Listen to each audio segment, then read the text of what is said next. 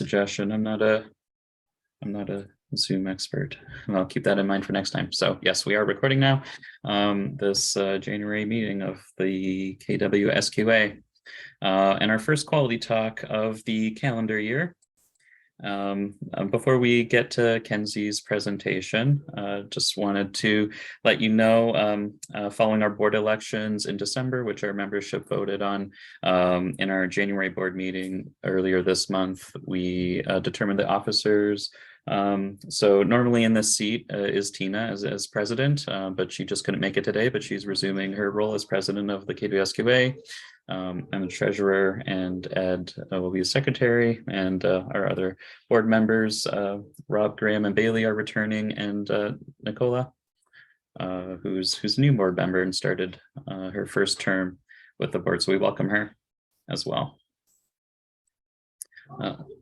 We'd like to do with this land acknowledgement that the KWSQA head office is located on the Haldeman Tract, which is land that was promised to the Haudenosaunee people of the Six Nations of the Grand River and was within the traditional territory of the neutral Anishinaabe and Haudenosaunee peoples. We are privileged to be able to live, work, and build a software quality community in such a great region.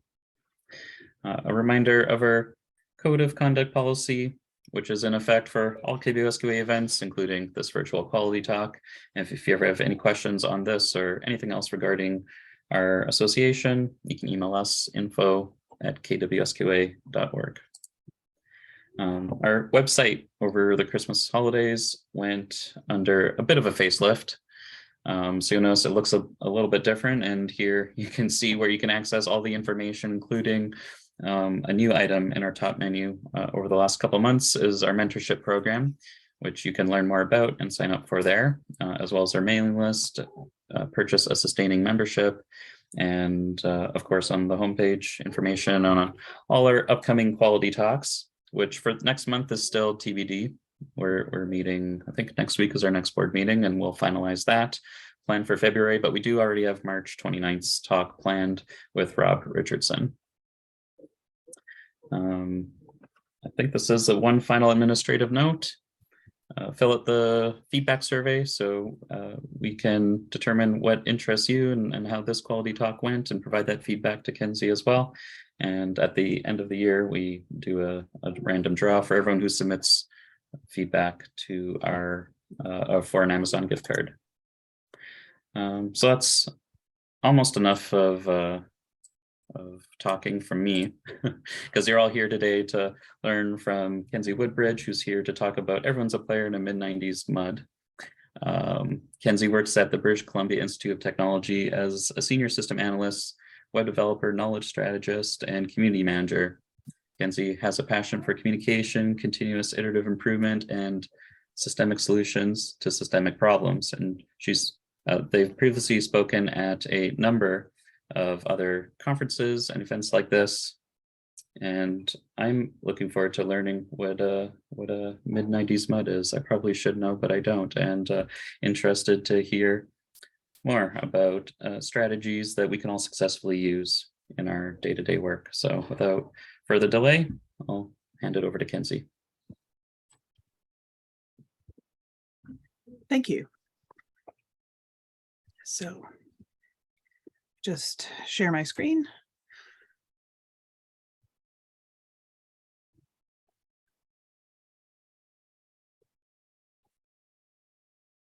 All right, that'll look good, I'm assuming. Thanks. All right, so greetings from one KW to another. Thank you so much for giving me this opportunity to speak with you today.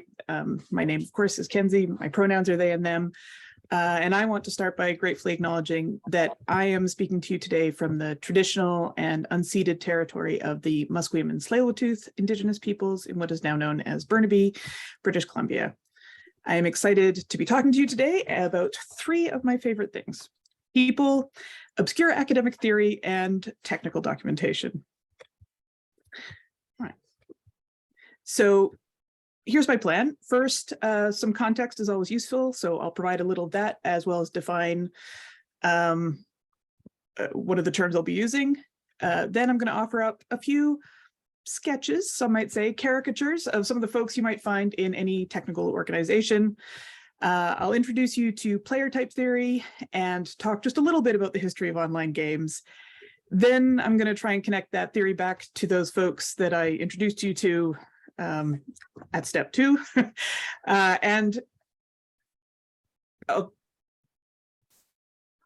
And also to documentation. And I'll finish up by identifying some of the challenges and offering some possible solutions and strategies that this application of player type theory suggests. Also, I hope to make you laugh if I can. Fair warning, puns incoming. So context, of course, is important. So as was already said, I work at the British Columbia Institute of Technology in the IT Services Department. If you're not familiar with us, we're actually the second largest post-secondary in BC, second only to UBC. Our faculty and staff support and teach programs like specialty nursing, financial management, computer systems, aviation, carpentry, forestry, radio and television broadcasting, and many more. It stretches the gamut to around 50,000 students a year.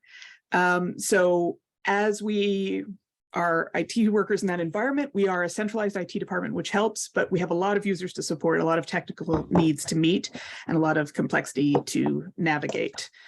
And it's actually quite surprising how complex that environment can be. And we do, in fact, some software development, which sounds like you wouldn't do that at a school.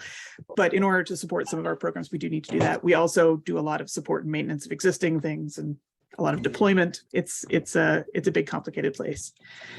Now, I've worked there for over 20 years, and over that time, I have worn and continue to wear many hats. I've done a lot of software user support. I continue to do plenty of technical training with our users. I also work with our developers to develop, implement, and maintain our software tools, bringing the user perspective in, and helping design systems to meet those needs. I also do a surprising amount of meeting facilitation and conflict management. But most importantly for the topic before us today, I write, edit, and just sort of generally wrangle our documentation. My context and hat collection will be different from yours, and yours will likely be different from other folks in the room. But what is common for all of us is that we're constantly reckoning with the complexity of the work that we do. And we need to find a way to find and communicate information between people with different levels of experience, with different needs and roles, and between the past and the future. And documentation is, our tool for doing that. And also, here's my bias. Docs are awesome, right? I should also say that when I'm talking about documentation, firstly, I wanted to, docs are awesome, but also I'm probably using a broader definition than you're used to. So for me and for this talk, the category of documentation includes like developer and user documentation and manuals, knowledge bases, and all that stuff, the stuff you would usually expect. But it may also include things like code comments, embedded help, UI text, or even project plans, requirements documents, decision logs, meeting minutes. For our purposes today, it's all documentation. So let's just use the broad definition. That's what I mean when I'm talking today.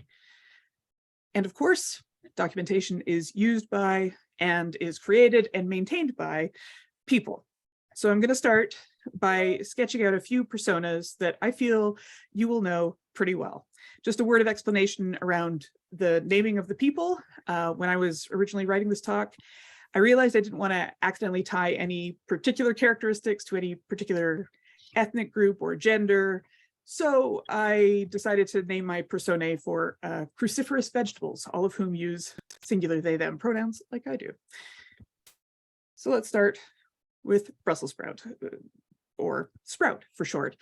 They are an experienced support desk person. Sprouts love their jobs because they enjoy helping people solve problems. They have a very good understanding of end users, including what users want to do and how well they can do it.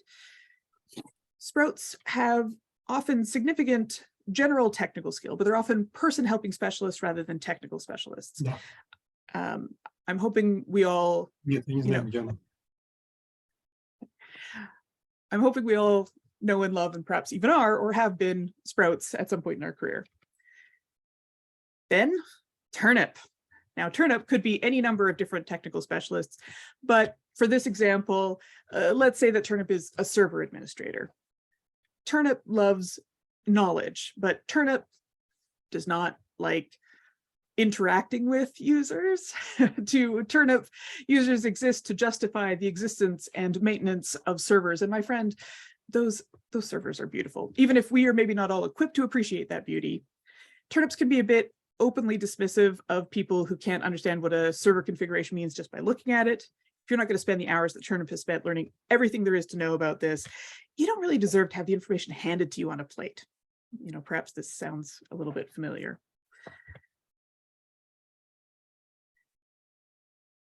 Are we gonna let me advance my slide? That would be great. Great. Okay. Kale. Kale is very popular these days. Somehow, if there are 15 projects on the go, Kale is always going to be right at the head of the most exciting and buzzwordy project. Kale is here to implement remote software delivery in 6 weeks. Going serverless, look no further. You know, whatever the big project is, whatever is right now, that's what they're going to be doing. Kale is good at acquiring the necessary skills to make something happen, but their understanding may not extend any deeper than it needs to in order to get it done. Kale likes to win at IT. In service of that, they know how and when to schmooze, and they show up at meetings when important people are there. If your office is generally quite informal, they're the ones who actually iron their clothes on a regular basis. At the end of the project, their name is at the top of the incomplete list of deserving team members when the kudos get handed out in public. If Kale is on a project, that project must come in on time and on budget. And then last but not least, broccoli. Being a broccoli, I suggest, is more of a lifestyle than a technical role. Broccolis can actually have any number of roles in the organization, though usually they have at least a little power over others. They could be a developer, project manager, server, database administrator, support desk coordinator, etc. It's often hard to pin down exactly how technically skilled broccoli is, or what their availability is, or what they're actually responsible for. They may or may not be eager to get involved in projects, but if they are, at some point, when it can cause the most stress and anxiety to others, they become a weird, unaccountable bottleneck. Broccoli is great at engineering a situation so that they're causing the problem, but you're the one who will be blamed. I certainly hope that you don't have a broccoli in your workplace, but I'm guessing that most of us have encountered such a person in our careers at least once. Now, some of you might be sitting there saying, hold on there, you led us down a garden path with your talk description. This is all vegetables and stereotypes. I'm here to see someone apply an outdated ludic research framework to documentation strategy. Never fear, we are in fact going to be doing this. So some of you maybe may already know what a MUD is, and may even have played one. But for those who are very unfamiliar, MUD stands for multi-user dungeon. MUDs are text-only online multiplayer games. Richard Bartle and Roy Trubshaw created one of the very first MUDs in 1978. MUD popularity likely peaked in the mid to late 90s, which is when I spent my time playing and creating them, which is more and more dating me in the world, I recognize, but there are in fact still hundreds online and playable today in the modern world. The MUD that you see me inexpertly navigating here is actually a version of Bartle and Trubshaw's original MUD called MUD 2, which last I checked is still online and playable. So what is player type theory? Well, in 1996, Richard Bartle, one of the people who did that, published an article in which he described 4 types of players differentiated by their motivations. He then expanded on this theory in this weighty tome in 2003, Designing Virtual Worlds. The easiest way to explain the types is to sketch out a simple combinatory table. We only need 2 axes. One axis I'll mark as interact at one end and act on the other. I find it helps think of it as interact with and act on.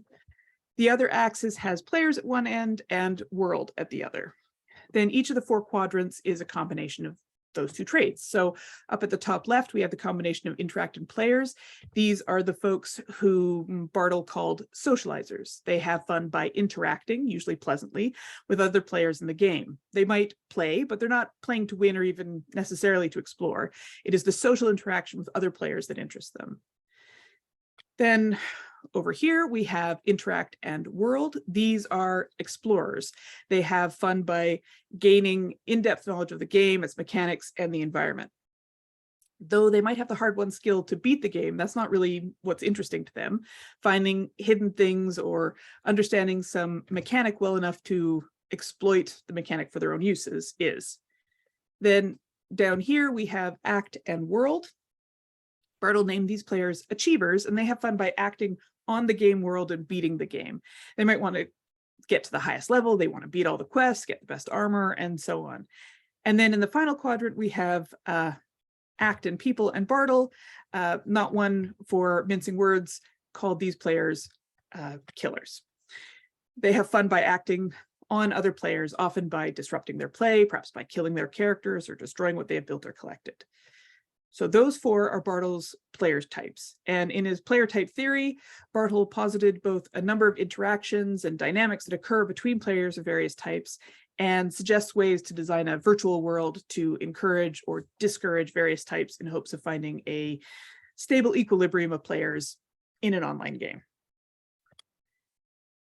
So caveat time before I go on, just in case any of you were starting to get itchy at the idea that there are somehow 4 types of people in the world, I just want to reassure you, this is obviously a simplistic model, and our identities and motivations are inherently unstable. Bartle himself suggests that players may have different motivations in different contexts, or may progress through all 4 types over time. So don't worry, this is not about trapping real people in permanent boxes.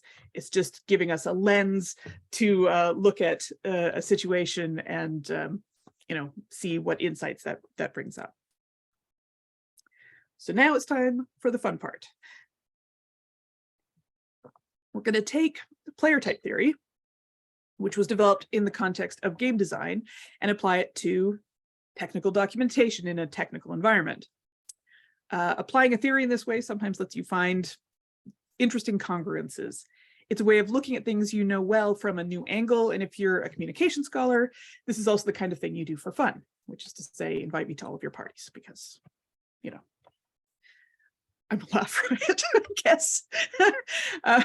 So now, I was actually reading about Bartle's work for my thesis a few years ago, and I noticed something as I was reading it in that context. Although Bartle was writing about playing a game and the kinds of things that motivate individuals to play it, he sure mentioned documentation an awful lot. And that's especially true when he talks about the differences between the top and bottom half of our combinatory on the world side. So interact with explorers and our act on achievers. Bartle talks a lot about the difference between a game that you're designing specifically to engage explorers versus one that you're designing to engage achievers. And for the most part, the difference between them relates to documentation of one kind or another. Here's a couple of examples. Emphasizing interacting over acting means designing for explorers. And Bartle says to make the help facilities produce vague information and produce cryptic hints when players appear stuck.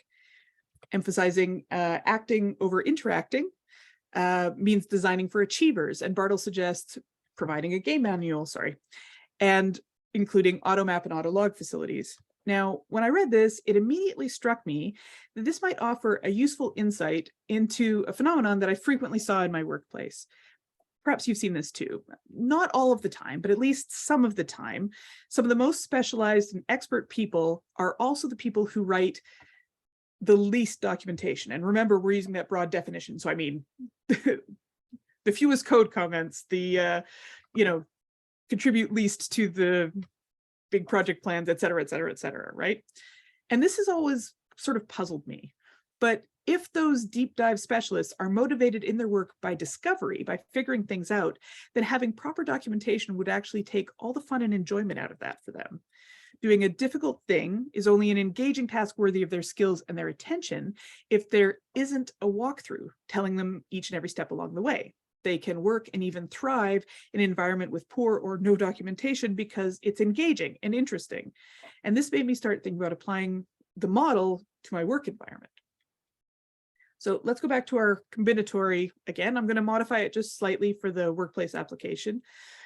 I'm going to leave interact and act just as they are, but I'm going to swap out players for users, and then I'm going to swap out world for technology. So now let's bring back those personas I talked about a few minutes ago. You probably already guessed from what I just said that I'm proposing that Turnip is an explorer because they like to interact with the technology. Sprout, who enjoys interacting with users, is a socializer. Kale, then, with their love of winning, is an achiever. And yep, that makes Broccoli, the gatekeeper and weird, subtle power player of the group, a killer. So what does this schema, if we think about it in that way, mean for technical documentation? Well, we all can and should document at least some of the things we know because it makes our own work and the work of our colleagues and clients easier and more efficient. But how can we make that happen? So let's get to the meat of this talk. Docs are for everyone. So let's take a tour back through those cruciferous characters and talk about how each of the types is likely to approach documentation and what challenges that might create. And then I'll highlight some strategies that are suggested by player type theory and some from my own experience also that have worked for me. Sprout first.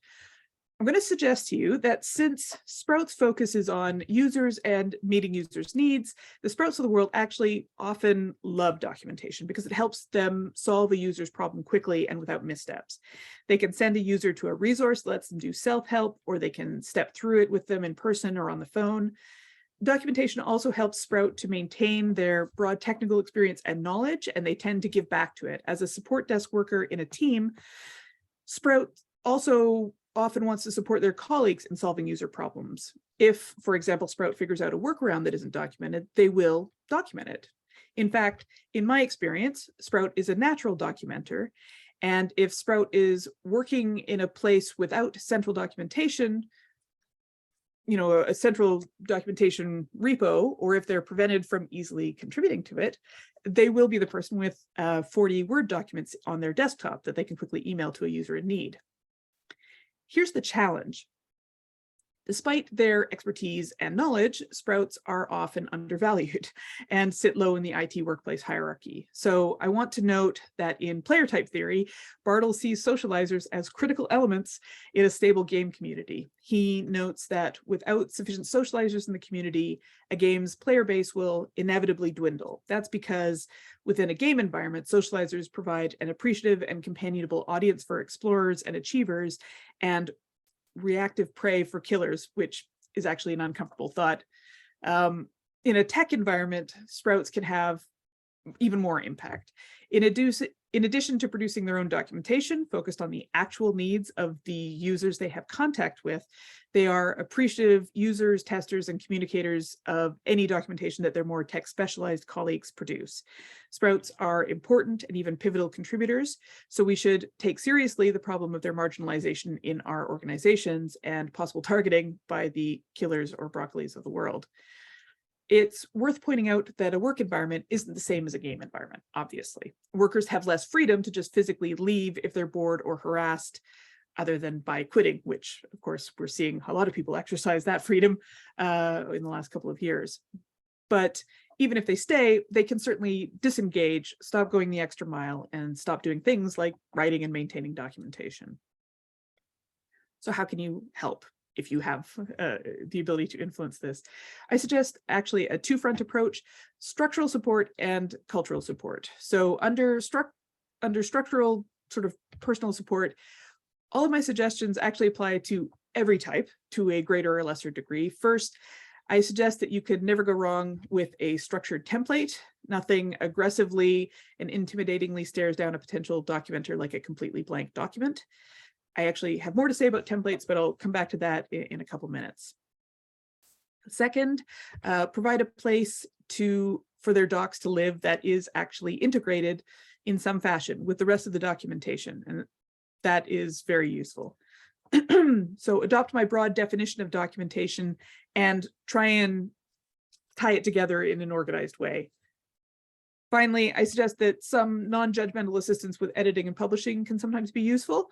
If you are lucky enough to have a specialist writer or KB administrator, whomever that might be on the team, then that kind of support is just a natural part of that role. If not, a buddy system could be a good strategy, or social group documentation sprints with a culture of folks being a second reader for each other. You may also need to try to change the culture of your organization. Use whatever influence you have to advocate for Sprouts and make sure that they are being included where they are now being needlessly excluded. So if you're in a project meeting and there's never anyone there who supports users in using the thing that you're building, ask why not. Ask it often. Get Sprouts in the room in some way, because they know things that developers and administrators and project managers don't know. Better than being reactive, of course, is anticipating when there could be opportunities for Sprouts to be involved, and then make it happen.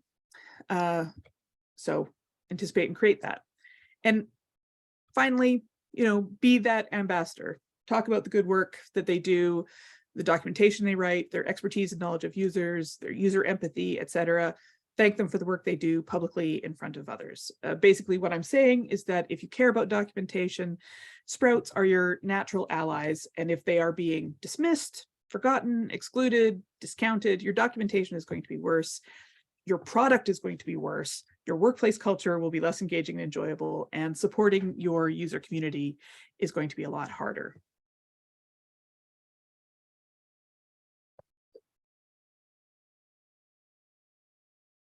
Oh, Turnip. As an explorer, Turnip is motivated by knowledge and likes to have the freedom to explore and figure things out for themselves. Learning and exploring are so central to a Turnip's motivations that they have difficulty imagining that this isn't true of everyone else. Something that I've heard a lot from the Turnips I work with, whom I love, is that they don't want to tell users best practices or guidelines for how to use a tool because the tool is flexible and/or intuitive, a word you should not use. And users should just spend a bit of time exploring it and figuring out how they want to use the thing. They appear baffled by users who just want to briefly use technology to accomplish a specific task and move on to the next thing on their list. And if that seems confusing to you, you may have just found your type. Then too, Turnip's deep technical experience and knowledge and their respect and reverence for same can also introduce tension into the workplace, where differences in skill level are likely to be common. In my experience, Turnips tend to be a bit quick to judge others against their own expectations. This means that for Turnips, folks who lack experience and knowledge of technology who aren't interested in exploring the technology for themselves aren't busy people who may be experts in their own domain and who just have a lot of work to get through in a day. They are just wildly inferior Turnips, and surely no amount of documentation will help with that. What it comes down to is that Turnips are natural anti-documenters. It doesn't naturally occur to them to write it, and if they document something, it is likely to be reminiscent of the quote I showed you previously, cryptic hints that only another similarly skilled Turnip could parse. And when that doesn't appear to stop people asking them inconvenient and annoying questions, they may just throw up their hands and give up on documentation entirely. If your goal is documentation that is correct and detailed, then the folklore contained in a Turnip's brain is your holy grail. Because they're not naturally inclined to document things and because they're busy doing important work, your documentation process may need to be altered to accommodate that and to facilitate their input. This is generally worth doing in my experience. Now, to get those docs out of them, first you need to reframe documentation for them. Changing perspectives, looking at things in a new way or from a new angle can be powerful in changing behavior. If, as a Turnip, docs feel either irrelevant or unnecessary or even like cheat guides for posers, avoidance of them is instinctual, and changing that attitude could be very difficult. But let's remember our purpose. We're not necessarily trying to get documents to read documentation here. We're trying to get them to help create it. So since knowledge and mastery is the motivation for Turnips, framing the act of docs creation as a skill, as a domain that they can attain mastery of, is likely to be more effective than just extolling the virtues or necessity of documentation more generally. docs can also be a way for turnips to, in effect, show off their expertise to others, proving that they are in fact knowledgeable. And perhaps most effectively, show that good documentation can be used to reduce interruptions in their life from lesser beings. This has a broader cultural piece because it will only be convincing if it's actually true. That means that there either needs to be an organizational expectation that it's appropriate to send users to the docs first before escalating users to Turnip, and or you need to increase the scope of what your support workers are permitted to do for users with these strategies. But I've also seen some pretty significant successes as a result of them, and there's usually room for at least incremental improvement on these. You'll also want to support Turnip's writing efforts, reduce the barriers that stand in their way. Turnips who know a lot don't actually know what other people don't know, and if left to their own devices and forced to document something, may not make the best choices. So if you can identify and prioritize what's needed and be direct and explicit when asking for it, like we need to tell developers using our product how to turn on the new feature and resolve any conflicts, and we should include a working code sample. That's going to be a lot more effective than, hey, could you document that new feature? Provide templates, again, and then help with the publishing and curation. The information these folks know is useful and necessary, but it's organized in a different way in their heads than it might need to be for your users. This means that at least some of the time, there may be a need to also edit and rewrite some of their documentation for the users. Finally, we all get to choose the hills we are willing to die on, but I'd suggest that winning the fight on consistent use of the Oxford comma with a turnip is not a good use of your time, especially if it prevents them from getting what they know out in an accessible form.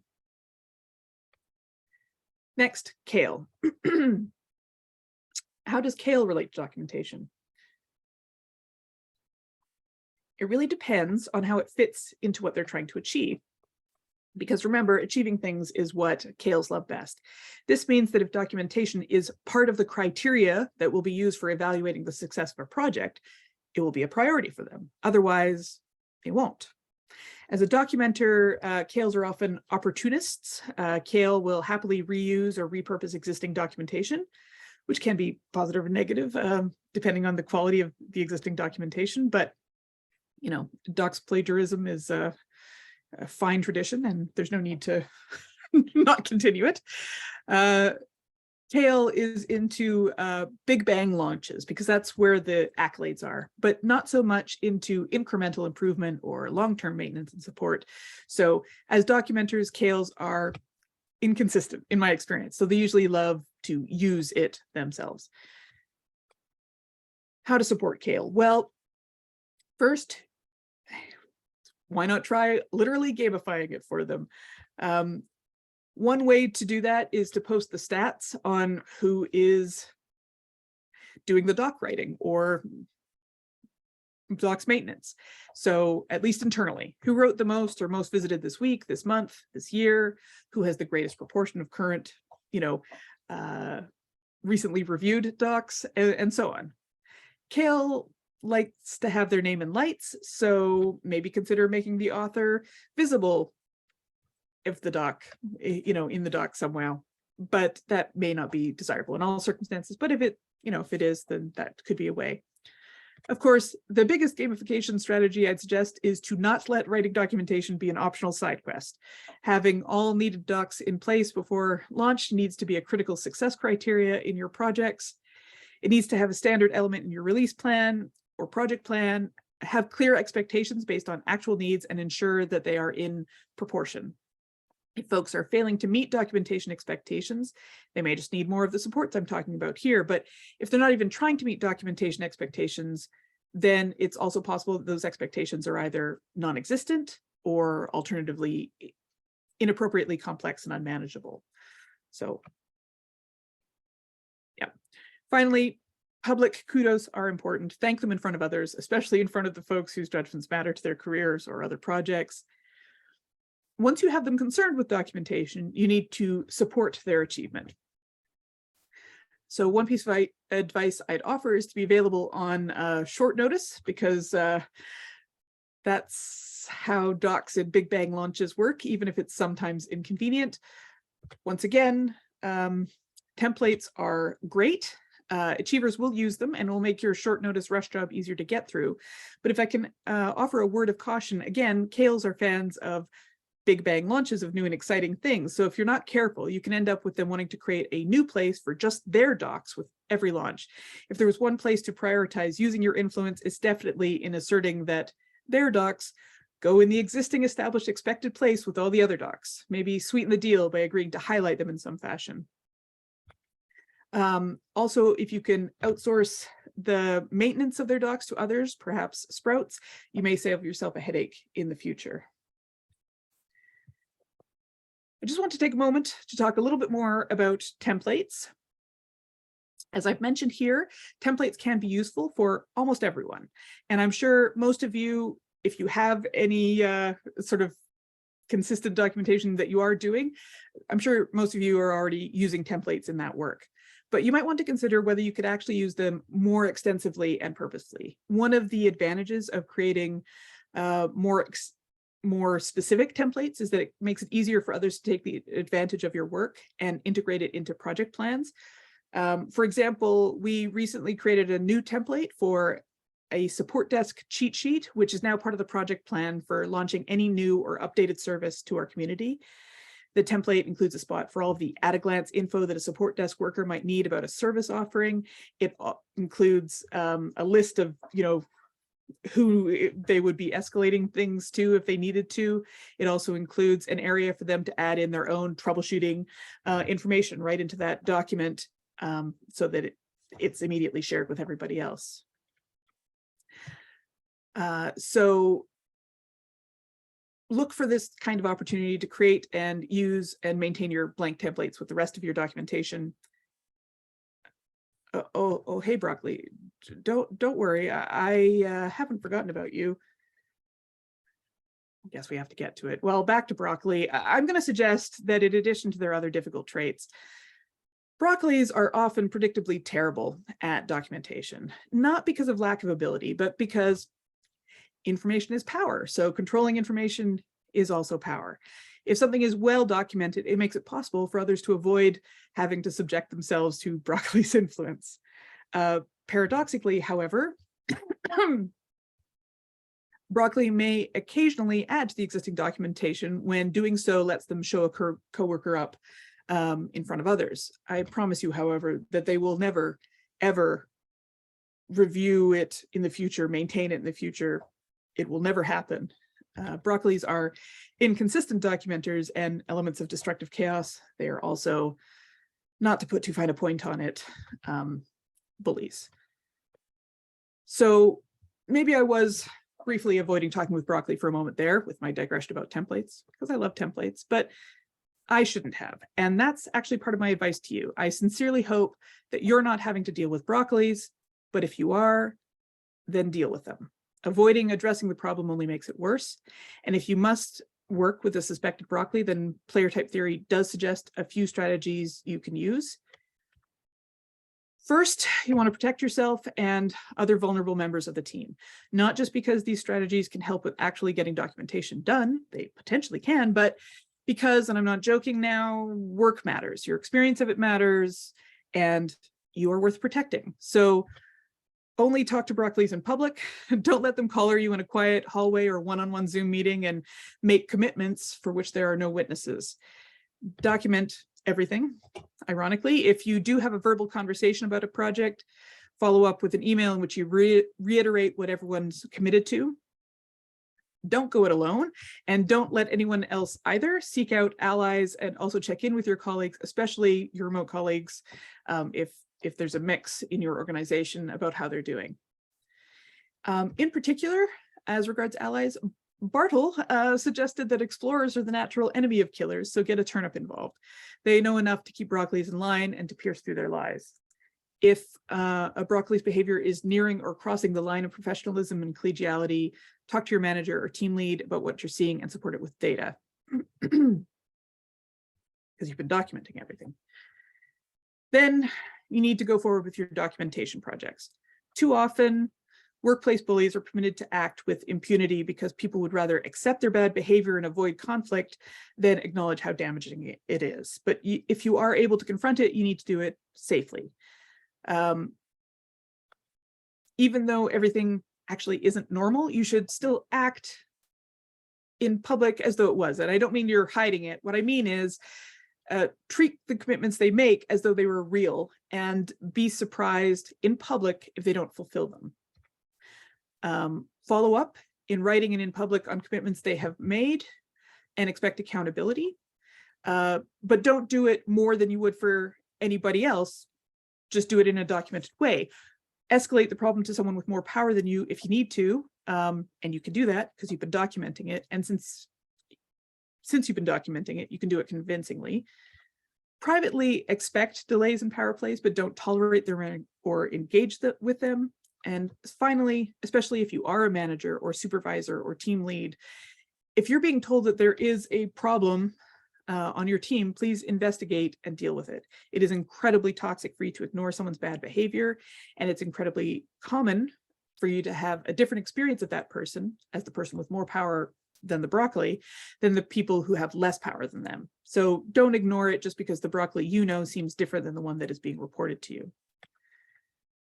I don't want to be completely negative here, so I'll also say this: not all broccolis are what they appear to be. Some broccolis are broccolis right down to their roots, if you will. But I suspect that at least a few of the apparent broccolis you encounter are redeemable. Let me be clear, I'm not advocating that you ever put up with outright abuse or harassment, but sometimes a person who appears to be a broccoli might actually be a twisted version of their former turnip, kale, or sprout self. They act the way they act because of frustration and cynicism, because of a lack of ability to navigate the system usefully, or because they think it's the only way to get things done.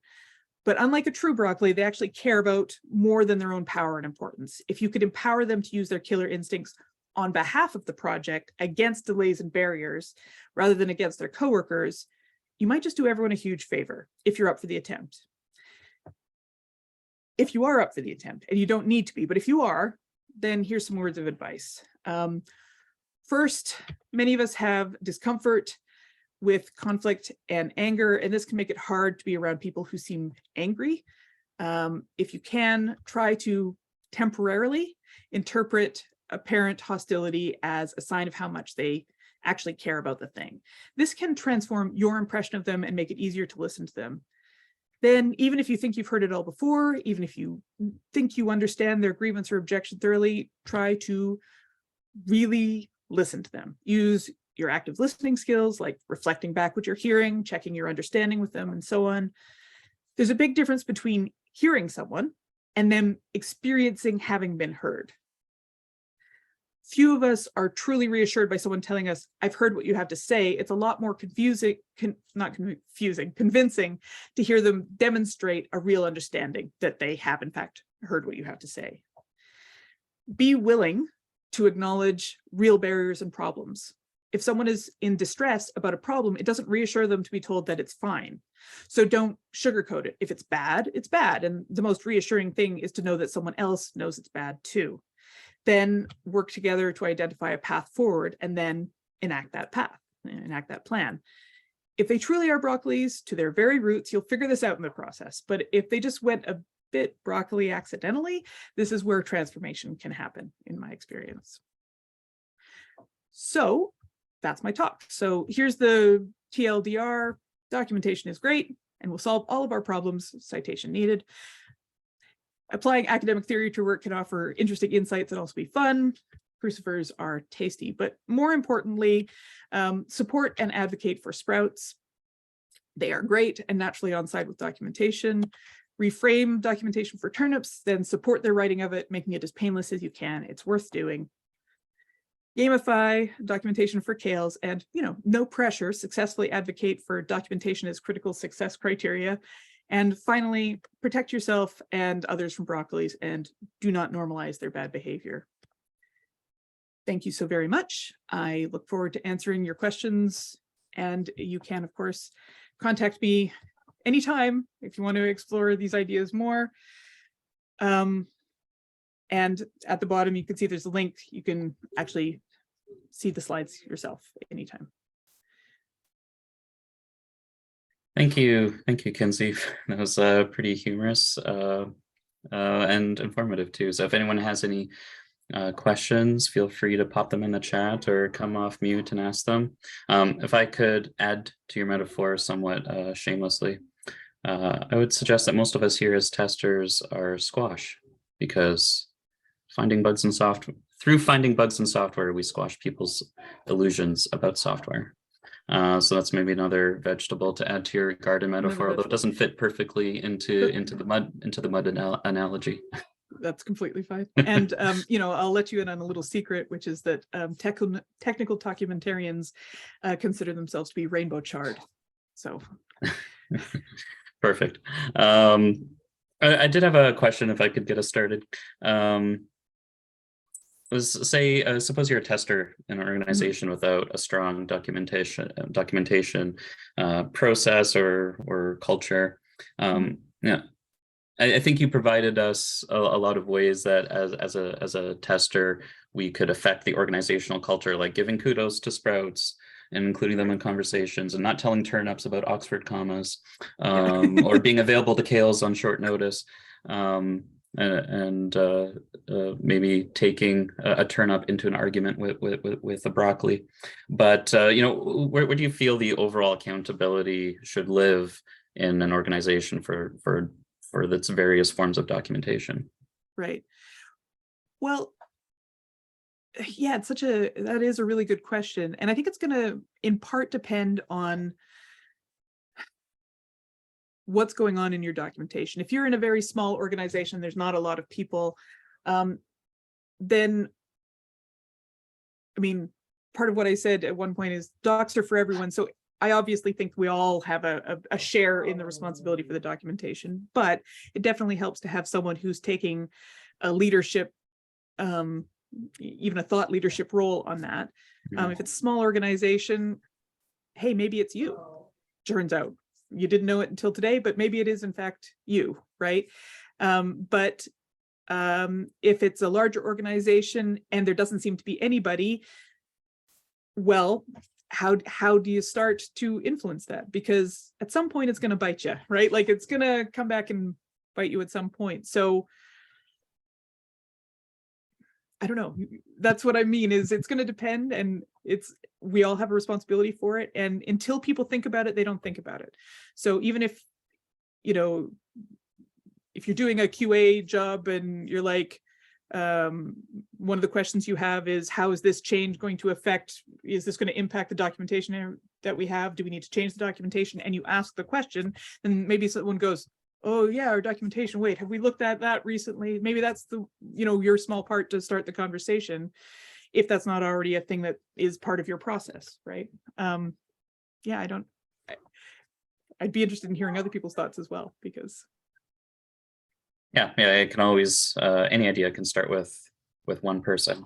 And certainly, yeah, you can start small within your team, whether that's a cross-functional development team or a testing organization. You can start there, at least in the conversations that you're involved in, for sure. Yeah. Josh said that he can't wait for the sequel to this presentation. Applying a metaphor to I don't know what an MMO, massively multiplayer online role-playing game. Yeah. There we go. I'm not much of a gamer, so we'll expect that next month. As you saw, we don't have a speaker for next month. Oh. Any other questions in the chat, or anyone want to unmute and ask Kenzie directly?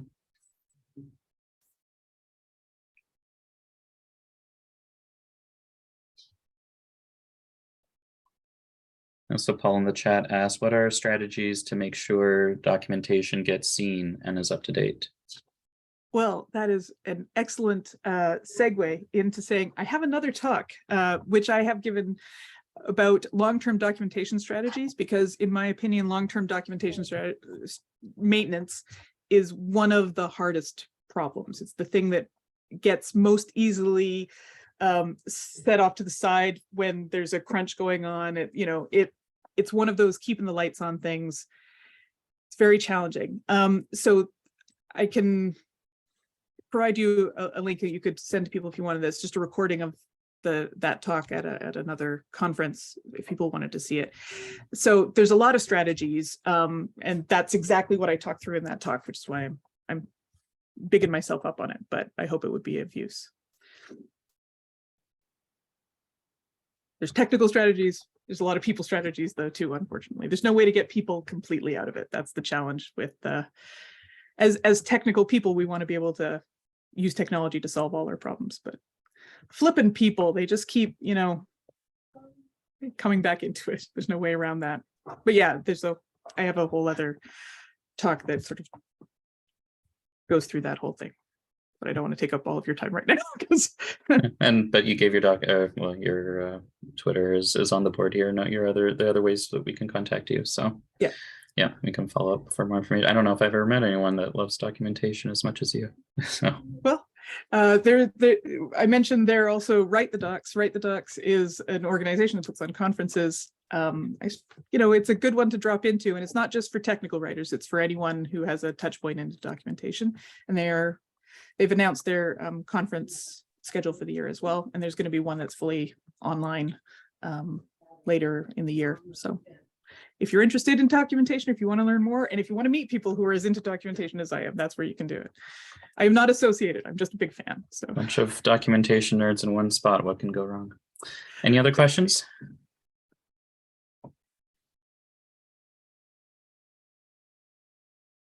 All right, well, we'll call it there. Thank you very much for attending our event today, Kenzie, and everyone on the call. Yeah, as I said, to those on our mailing list, or if not, you can check out our website. We'll have more details on February's quality talk soon. Thank you. Thank you. Bye.